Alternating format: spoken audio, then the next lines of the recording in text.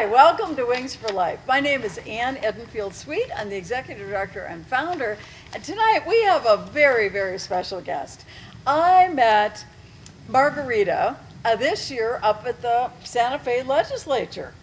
And we were talking about wings, and she started expressing her interest in working with at-risk children. She was a foster parent. You started sharing all those things, CASA volunteer, my gosh, all the things that you've done. And I said, wow, we need to have you to be a speaker for us. And so we are so blessed tonight that she is here. And let me give you a little bit of her background. She is quite an impressive woman here.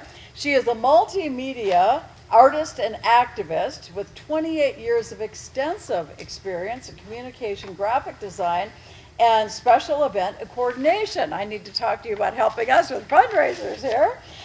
Program, media strategy, campaign development, you name it, she's probably done it. She also has helped being a rural community advocate and has helped with healthy family planning, sustainability with our planet, and self-empowerment for the underserved, and we're going to learn about that today. She's also, as I shared earlier, a foster parent. She was a foster parent, then you adopted some children, and she's a caregiver to her own children and people and patients with needs, and now she is doing extensive work with aftercare patients and Asperger's syndrome patients professionally and informally. And she is really a wonderful woman. And I'm so excited to have you be here tonight because we're talking about at-risk children and why we should care. So Margarita, tell our audience why they need to care about at-risk children. Well, I want to say that there's the moral argument, and then there's the financial cost to society argument. And if we look at just the data that the government has provided to us, and I would like to provide those links so people can look for them on your website if they want to. Yes, if you go to our website, we have a placemat that she has created for us with all kinds of statistics, and very important statistics. You'll share some of them today. Right, and so, you know, you guys are part of a large network of what you call faith-based organizations, I would guess, right? Yes. And so it's understandable you guys know the moral arguments about why we need to care about our at-risk children and our at-risk families, because they're all part of the large solution. And half the time, if we don't look at, you know, if we don't look at some of the cost barriers that we need to address, sometimes there are some people it takes a while for them to understand the moral arguments. So I used to be the vice president of Rio Grande Valley CASA in the 7th Judicial District that Torrance County was part of. And one of the things that I learned during that time, of course, were court-appointed special advocates for children whose families or parents are often broken families. Often the parents have to go into jail for a period of time. And so the children are then, and these are actually the lucky children, which sounds hard to imagine, but these are the lucky children in that they're the ones that are caught within the system of care, where the police have to intervene on something and the mother or the father has to go to prison for a period of time. That means that then the children have to be placed in a home for a period of time, sometimes for a short period of time, sometimes for a much longer extended period of time. And that's especially true when the children don't have extended family that can help. Very often you don't hear about some of them because they'll automatically go to the grandparents if they have grandparents, and that's sometimes very helpful. But foster care is one of those things that's just an essential part of how we create safety nets for our children. And there are, you know, we've all heard the scary stories of foster care system that doesn't work, but there are also a lot of really wonderful families that have decided to become foster care families. Different reasons.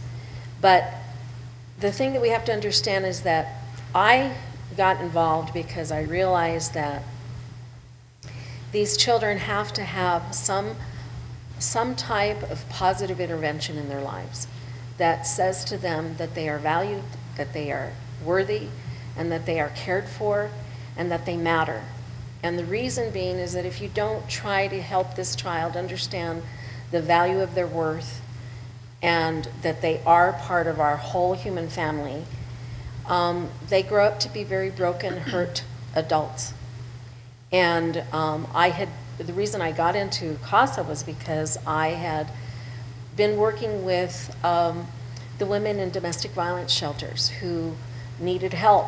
And after a period of time, I started to realize, as I was looking around at the family dynamic of this beaten or battered woman, and I'd see these small children, and they were just broken as well, and it was heartbreaking. And then I realized, okay, there's only so much we can do with grown adult people, and I think that there's always hope. I don't think that it's ever, I don't think that it's ever too late. Never. But then I thought, well, I'm a mother, and for some reason, these children would just come to me. And maybe it was because they could sense that I was calm and I was relaxed, and my family says that I'm a natural-born nurturer. I am the oldest of 5, so it comes with the territory. And so a lot of times, some of these children would end up on my lap, or they'd be right next to me, and they'd want to be held. And the mothers would let me hold them, but then I realized I could make more of an impact by trying to help these at-risk children. And the children in the foster care system I always say that they're the lucky ones, because at least that is the first rung of intervention for children who are left at risk or left untethered by society when they don't have the intervention or the after-school programs or what have you. And sometimes the parents don't get caught for a long time while certain things are happening that are unsafe for the family or the children dynamic. So I sort of say, even though it sounds heartless, the foster care program is sort of that first rung of intervention for children who are hurting and who are at risk of being abused or lost or kidnapped or runaways. And I think that while I have said that part, I think that's important, I think we also have to address the fact that it's really important that we talk about the epidemic of what we call foster care to the prison pipeline. And I provided some stats about that too, and it's really staggering to think. But when children have gone to 4 or more, and I believe the latest stat was 5 or more, foster homes, very often those children, by the time they reach adulthood, are then entering the criminal and policing part of our society. And so that's when I start to talk about, well, why do we need to care about this? Well, because if a person ends up in prison, and originally when those children came to me, as a foster child, the first one I ended up adopting, my husband said, you can't adopt them all. So, we did have 3 of our own, and I couldn't have any more children. And then when I adopted Jeremy, and he was 9.5, and but yes, I realized I couldn't adopt them all. But I became the foster parent in the community that children, youth, and families would call whenever there was a child, usually a boy, who needed a home that was safe and loving and supportive. And so I was the unofficial foster mother that CYFD would call and say, hey, Margarita, we have a little boy, he's 11 years old. He knows your son, they go to school together. Is there any way that you can bring him into your family? And I chuckle because that's how a lot of these conversations started. Sure. And I was always, it felt so good that I was a resource in that respect. And so I ended up fostering a total of 3 boys in addition to Jeremy. One of them was very short term for basically 6 months to get him through high school so he could finish his diploma. He was our last one, and he's also the subject of a very sad subject for me. But I think it's so important that we understand that when we don't provide a stopgap and an intervention for these children, their outcomes can be extremely tragic. I always feel that in the case of Mark, my last one, who I helped him get through high school, he got his high school diploma, and he eventually entered the military into the Air Force, and he served our country beautifully. Unfortunately, he came back very damaged and very traumatized by the experience in Afghanistan and Iraq. And unfortunately, about 5 years ago, he committed suicide. So I always say that I wish I had had more time to make a bigger impact, you know, and that's the ego telling myself that I could have had that much of an impact on him. But I always feel that when I look at all of the kids that I have had in my life, that the other 3 boys have done very well in their lives. The first one, who we adopted, he is now actually a treatment foster family father as well. How beautiful. And I'm very, very proud of him and his sweetheart, Katie. They do a beautiful job of bringing children that need to be in a treatment family that gives them a space where they can feel safe. And so I'm very proud. You know, here he is, 35 years old, and he does have 3 children of his own, the youngest of which is 3. Wow. But he and his sweetheart, Katie, have brought in other girls, most of them girls, into their home for short periods of time, some for a couple years, but they have done their work, and I'm very proud of him, because not only did he graduate high school, of course, but he graduated college with a B+ average all throughout college. And then he now works for Bradbury Stam, which is a commercial construction company, and he does very well for himself. And I always say that he is just the example of what it means to intervene in the life of a person early in their life. And he was 9.5. And I think that we have to really talk about that, because his mother was going into prison, and that's why he came to us. And we were grateful we were able to bring him into our home. In fact, it was my children who sat down with me and said, "Come on, Mom, please, please. I'll share all my clothes, I'll share my toys, everything." That was Christopher, my oldest. And I said, "Okay, well, I don't want to hear any complaining about it later, you know." And so, you know, the 2 younger ones were really sweet, and they did their sales job too, and they said, we love him, not Mom, we love him. And I said, okay. So that's how Jeremy came into our home, and we're very proud of the man that he turned out to be. But the children that, when we talk about the children that don't have a good foster care experience where it's more permanent, where they have a forever home, they suffer at great risk to be incarcerated in their lifetime. And that's really true of a lot of the children that don't make it through to their 18-year-old when they graduate literally out of the foster care system. And I've often thought, I wish we could extend that time a little bit longer. Very often children who are traumatized are sometimes stunted at the emotional age that the trauma occurred. And so sometimes I really think that kids... Yeah, they could be 18, but they're really I still think 14 I think if we could extend, perhaps.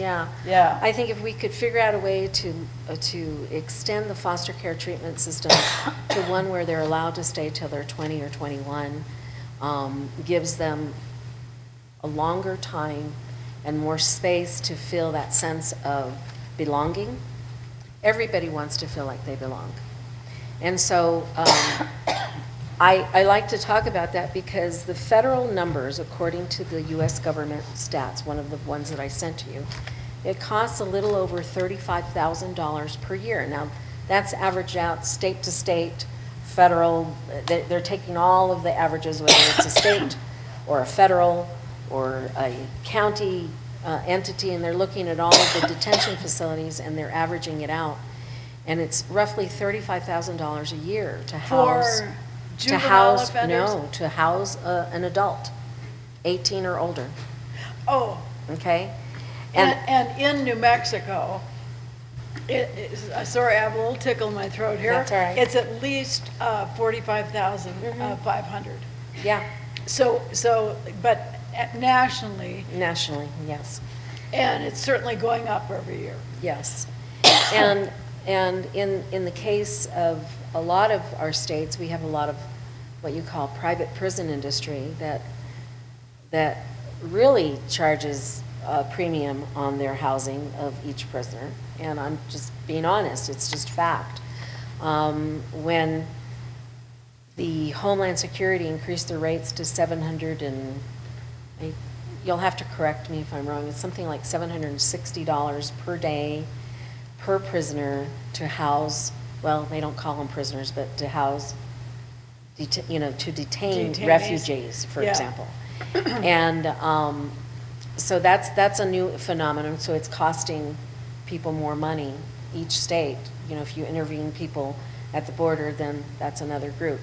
And some of those young men are children still. Some of them are Well, under I know 18, in the so state that's of New another Mexico, subject. yeah, but- in the state of New Mexico, and these are 3-year-old, 4-year-old statistics. Mhm. I would guess when we get our figures in 2 to Yes. 3 years from now, but the current cost that they will state in New Mexico to house one juvenile for 1 year, $232,500 Oh, for one juvenile. yeah, Now, that's. those kids could go to Harvard or Yale for that kind of money. I know. And believe me, they'd come out better than sitting in our juvenile justice system. Right. Yeah. And this is why I then start to take this argument that I like to get people to think about. We always talk about, oh, we spend too much money on education, we spend too much, we argue about pennies.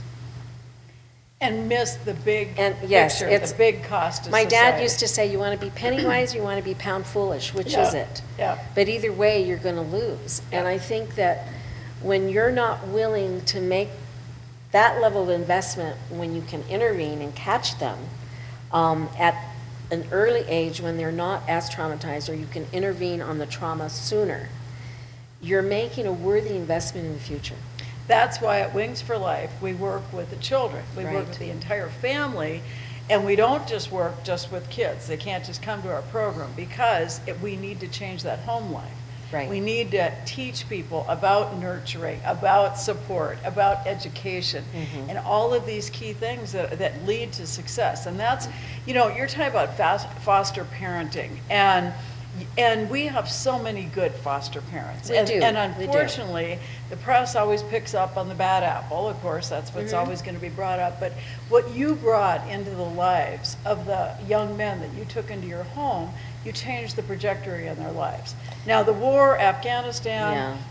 I had a nephew that went over there and he was killed over there. Yeah. But I saw him when he came home, and actually I flew for Saudi Arabian Airlines, and Oh, wow. I was based in Damascus, and it's a different culture, it's a different world. Yeah. And so even for me, years and years ago, coming home, it was so difficult to come home and think that people think so radically different than we do. Yes. And so I'm sure for him, it was really difficult to come home. Right. But he had that love, and you have to go to your grave knowing Well, that yes. you loved him, you Mhm. nurtured him, you gave him that footing so he could go off, join the military, be Yeah. successful in the military. And then what happened over there, none of Yeah, us can I mean, control. those Yeah. are the things that I think every generation that's gone to Yeah. war has come back with scars that are not easy to heal, or even Yeah. maybe not even healable at that point. But I think that we have to talk about why are we unwilling to make those investments? Well, and see, and that's where I step in too, because I'm right with you, because Yeah. everybody wants to, well, we're forced, the laws force us to deal with the problem after it's become a problem. Right. And so then we're spending all this money after the fact. Right. In the state of New Mexico, averaging, I think we spend about, let's just throw out 10,000 a year for education per Right. year for our I think kids. that's probably generous, but And I that's think good. it is. I'm going on the high side Yes, because you are. we're giving a little bit more money this year, maybe. But, okay, let's even say 10,000 compared to 232,000 for somebody that And, becomes and a that's just the problem child. education, And that's just the education. right? And then If when they're in public school. Yes. Well, I think the 10,000, anyway, I think the number is actually closer to about 5,000 or 6,000 per year in New Mexico. Well, But I've anyway, got some just so you actual know. figures. Yeah, It is you're a little looking- bit higher. Yeah. But it's not quite 10,000 yet. No, But we'll use no. it for easy figuring. Right. But if we don't help these children, and now the problems with COVID, so we don't even know what's happened in the homes. We know No. they've fallen behind in schools. Right. And if we don't do something to help these families, and so that's what we try to do, because it's this all-encompassing issue that is Yes. so huge. And it becomes a cyclical thing that when people, I hate when people say, and I don't like to use the word hate, but I dislike it when people say things, oh, it's a generational curse, or people don't know how to work. Or they just have to pull themselves up by their bootstraps.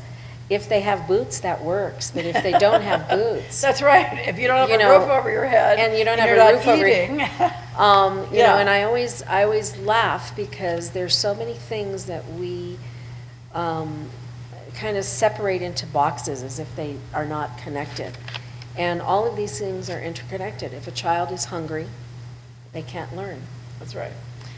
And even if, say, they're not hungry, but there's lots of fighting and abuse going on in the background of their life, or they're living in a homeless situation, it's hard to study. Sure. And it's hard to rest. If Children you've got growing fighting up going on in your house all night You're- and partying going on, well, and who knows what and else is sometimes it's going not on. even partying, it's just Yeah. insecurity of not knowing, you're going to be there for the whole week. That's That right. anxiety, that constant anxiety, and people have looked at this. They've said that living in a state of constant anxiety actually decreases your time to live. And when you don't sleep, and if you're living in a state of constant anxiety, well, you're not sleeping well, you're not resting well. You're constantly vigilant. You're always waiting for the next shoe to drop. You're always waiting for the next explosion.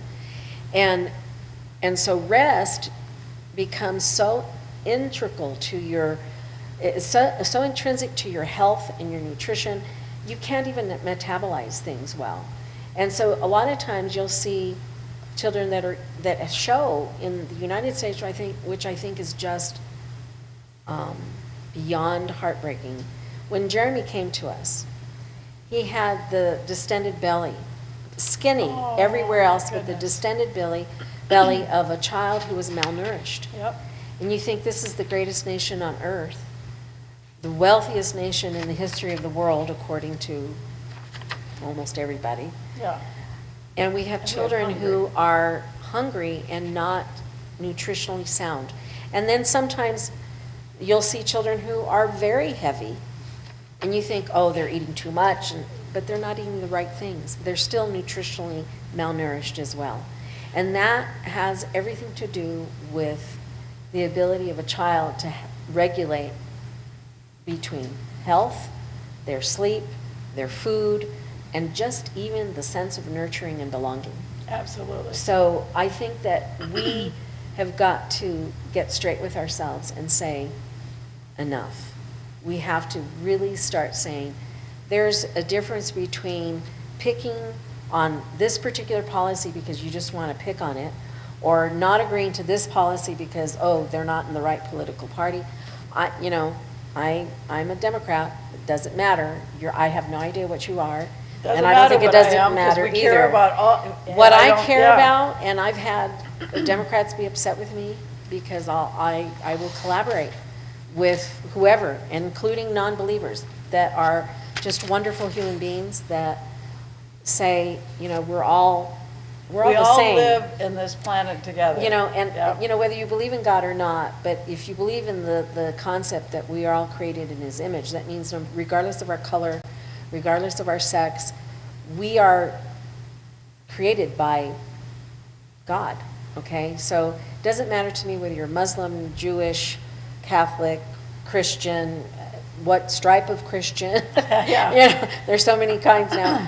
But the reality is that we've got to start looking at every single person like they're just human beings. And we have got to start challenging our leaders to truly collaborate and stop the nonsense about why they're not going to support this, but they're going to support that, but they're not going to support this. We've got to get to now some solutions that I think need to be talked about and made like breathing for everybody, you know? So solutions, okay, so you talked about collaboration.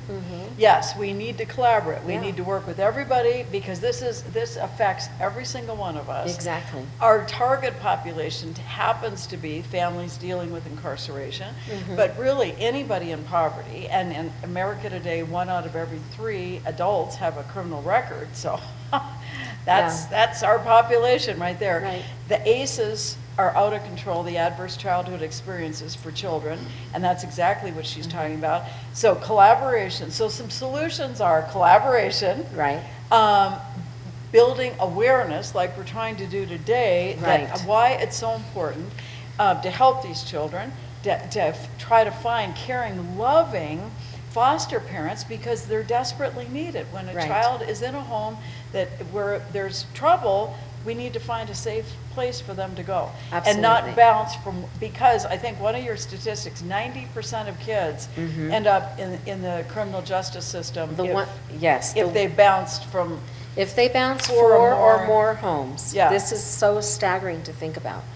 If they bounce 4 or more homes, and these are the ones that are actually trying to get intervention. Now, let me give you a little bit of hopefulness. Okay. Because sometimes we want hope here. Well, the kids that actually get that single forever home, and I need to find out, I was having trouble because the stats are so old. People have not been collecting data, or the resources haven't been there to gather the data in the last couple of years since COVID hit. So we're now going on 3 years. Yeah. Some of the last stats we had was from 2020, and that was early part of that time before everything really got crazy. And then before that, there's even stats from 2018, but a lot has changed, right? So I remember before COVID, they were saying that 60% of American families are living at $40,000 a year or less. 60%. Yes, and Oh, that's my. all families. We're not talking about, they're just taking Mexico, we're a giant talking across average the- across yeah. the nation. So you think about that and you go, holy cow.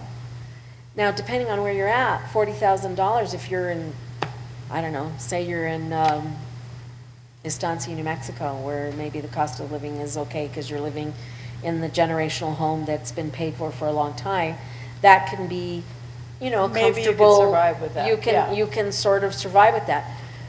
But when I think about Torrance County, where the average median is like 20, I think the last time I looked at stats, and I could be a little off on my years, but the last time I looked at it was 2016, it was like 20,500 and some odd change.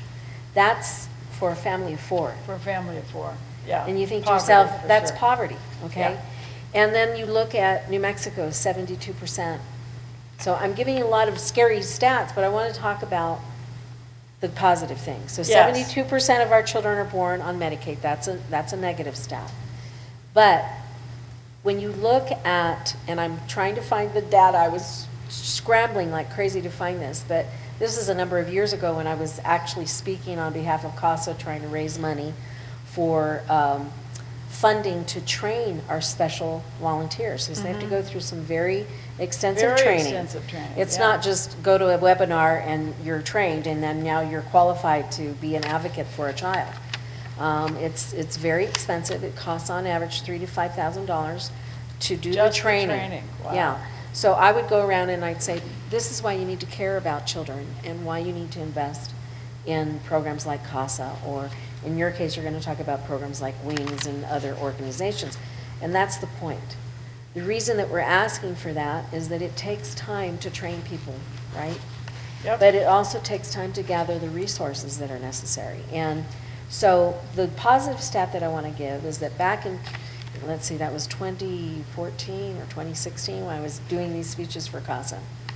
And I would say to them that of the children that are interviewing that find that forever home, until they get back to a healthy, stable family, which is the challenge, right?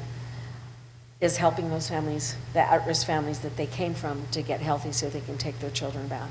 But the ones that stay in foster care till they grow up, the ones that stay in foster care and find that permanent home from whatever age they were to the time they grow up, the percentage of success is incredibly high.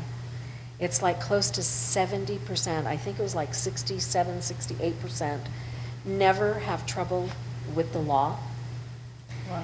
They never experience the same level of homelessness or financial insecurity or even food insecurity, because sometimes people can have housing, but you can still be food insecure. Right. Right. And that to me is just amazing. 67 or 68%. I will find that stat and I will Okay. give it to you guys. Okay. But to me, that's the hopefulness of it. Is to be able to find that one home that gives you your sense of belonging, your sense of worthiness, your sense of love and acceptance is so important, because that improves your chances in terms of Of becoming lifelong success. Yes, lifelong success. And that positive ripple effect. Yes. The old pebble in the pond. Well, let's do the Yeah, pebble in the exactly. pond, give that solid home life, give some nurture, some love. Right. And that ripple effect that will spill out. And that's what we're trying to do. We're trying to Exactly. make that difference in somebody's life, so incarceration is not part of that family history anymore. Exactly. That we are trying to nurture and love and train and educate people. And so Jeremy is one of those pebbles. And there you And go. there's the ripple. And now he's giving back in such a positive, Yeah, powerful way. and that's an example. So Well, do you thank mind? you. Do you mind if I suggest that we share New Mexico? Oh, yes. There is a website. It's called sharenm.org. If you are with an organization, that's the place I send everybody to list your organization, current data, current emails, because, employees and staff change all the time. Right. So go to sharenm.org if you're in New Mexico, because that's where we're trying to get all the agencies that are trying to help and make a difference. So we've got one current place where we can go. Otherwise, it's this website and a million of them. And so we want to have that one place. Well, thank you so much for being with us. We are going to go into live breakout rooms. You're going to be able to talk to her here in just a second. But I like to always close with a story, and I think you'll like this one. It's called Children Live What They Learn. Exactly. If children live with criticism, they learn to condemn. If children live with hostility, they learn to fight. If children live with ridicule, they learn to be shy. If children live with shame, they learn to feel guilty. If children live with tolerance, they learn to be patient. If children live with encouragement, they learn confidence. If children live with praise, they learn to appreciate. If children live with fairness, they learn justice. If children live with security, they learn to have faith. If children live with approval, they learn to like themselves. And lastly, if children live with acceptance and friendship, they learn to find love. And I am sure you shared love to all those kids, whether they were in that domestic violence shelter and you just held them and nurtured and touched them. That touch is so important. Yeah, We it really need to is. find those homes for our children, and then for our wounded adults that are walking around there with us that never got it. So that's our challenge to all of us today, that we need to be there and we need to share that love, we need that compassion, and try to be empathetic and understand that maybe somebody wasn't as blessed as we were. Well, thanks for joining us tonight. As I share, this will be the end of our program for our Facebook and our YouTube audience. But if you're with us on Zoom, we are going to the breakout rooms in just a few seconds here. So stay tuned. You're going to be able to talk to Margarita. Thanks for joining us tonight, everybody. See you next week, 6 o'clock, Mountain Time. And we've got another great speaker coming up for you. Thanks so much. Good night.